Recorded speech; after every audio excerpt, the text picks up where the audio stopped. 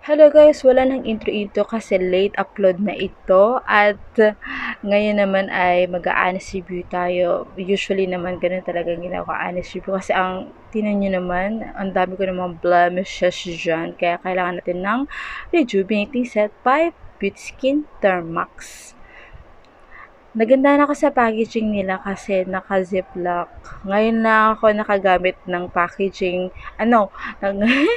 ngayon lang ako nakagamit ng isang rejuvenating set na naka-ziplock talaga. Napaka-convenient ng ganitong packaging. At alam nyo ba, sa loob, makikita niya, wow! May spatula sa loob ng mga creams.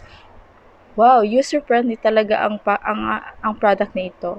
Kasi maganda na may spatula yung mga creams kasi para hindi ma-contaminate yung mga creams kapag kamay ang ginamit natin. Kasi minsan hindi natin napapansin na madumi pala yung kamay natin. Then, ilalagay natin sa cream, tapos ilalagay sa mukha natin, na which is contaminate yung product.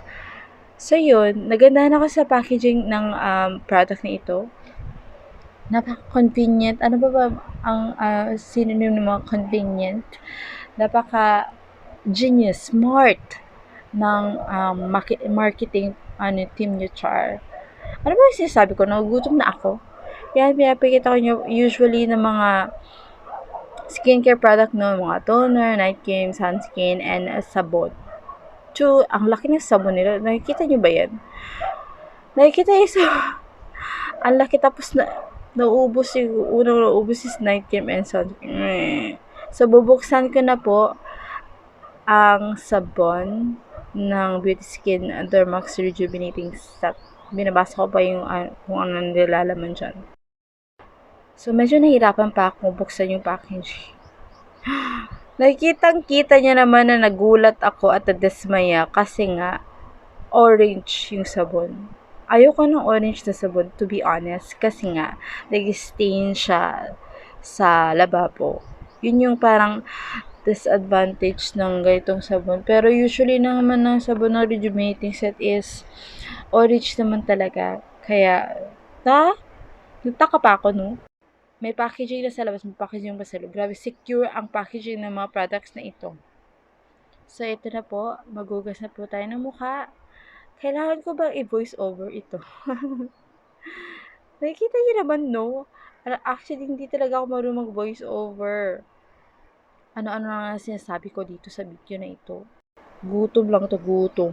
So, ang paglalagay po ng sabon sa mukha, no? Pabubulain mo muna siya sa kamay before mo ipapahid yung bula sa mukha mo. Hindi yung diretso yung sabon sa mukha mo, which is hindi ganun yung tamang paghugas or paggamit ng sabon ng mga rejuvenating.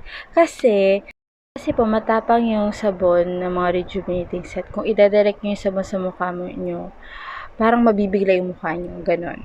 So, pinapatuyo ko na yung mukha ko. Tapos na ako dyan at magagamit na tayo ng toner.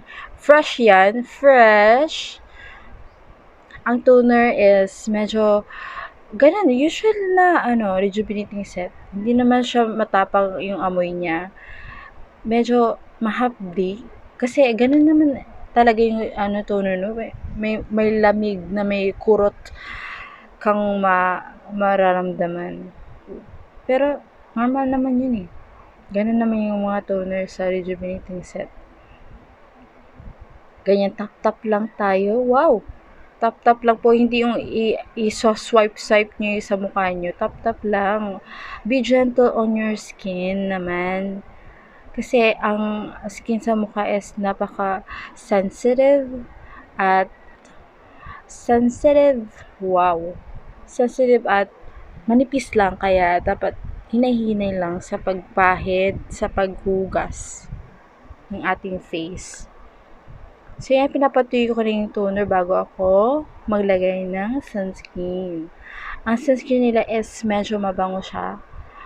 May baby powder, pero ang nagandahan ako sa sunscreen na to is hindi siya masyadong nag-white cast at parang baby powder lang after mo siyang gamitin. Makikita niyo dyan sa video. So, yun. May spatula din siya. Ang cute-cute ng spatula. Gusto-gusto ko talaga yung spatula sa mga cream, no? Napaka-convenient. Convenient. Kita nyo, sa takip muna ako kumuha ng product. No, sayang naman. Kasi ang konti talaga ng mga sunscreen sa rejuvenating sa utang na loob po. Utang na loob, damihan nyo. Yan ang unang nauubos sa rejuvenating sun. Yun lang. At nakikita nyo naman na mabilis lang siyang ma-blend. Madali lang siyang ma-blend. At glowing yarn. At yun na po ang ating day routine for today's video. At kita-kits po sa after 1 month of using this and the final verdict. See ya!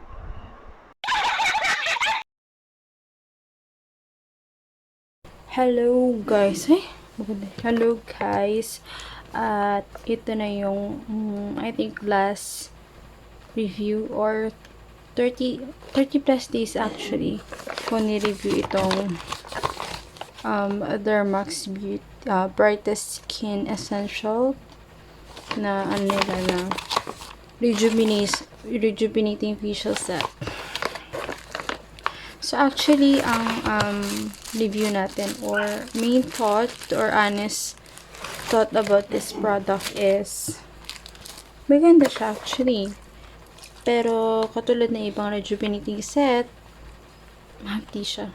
Kaya minsan ko lang ginagamit tong toners. Ito, kalahati pa siya oh. Minsan ko lang ginagamit tong toner. Kasi mahapdi. Tapos yung sabon nila na Kojic, diba? Huwag mo talagang ibababad sa mukha mo. Kasi mamumula ka. At hindi daw dapat talaga binababad yung sabon. Mga 10 seconds lang sa mukha mo. Then ibanlawan mo na. Bawal daw binababad yung sabon. Okay? Be careful to that. Be careful with that. So, ito na nga ang night cream. Kasi night ngayon. Hindi ko na ginagamit yung spoolie nila. Nahihirapan ako. Kaya kinakamay ko na lang talaga. So, tinaw nyo na. Naubos na yan. At ewan ko kung kaya pa bukas. Actually, ang honest thought ko about this product is okay naman. Though, hindi niya binigyan niya justice yung gusto kong result. Pero actually, depende naman sa mukha mo yun eh. Depende sa mukha mo yung result ng isang product. Minsan hiyang ka, minsan hindi. Hiyang-hiyang ka lang yan. Sabi ko nga, sa mga videos ko dati, hiyang-hiyang lang yan. Pero, para sa akin maganda naman. Walang naging chemical reaction or basta hindi ako nag-breakout ng malala. Nagbe-breakout na ako ngayon because of pagpupuyat. Nagpupuyat na naman ako. So, yun. Actually, maganda siya. Maganda siya. At murang-mura lang. Kaya, bilhin nyo na ang Dermax.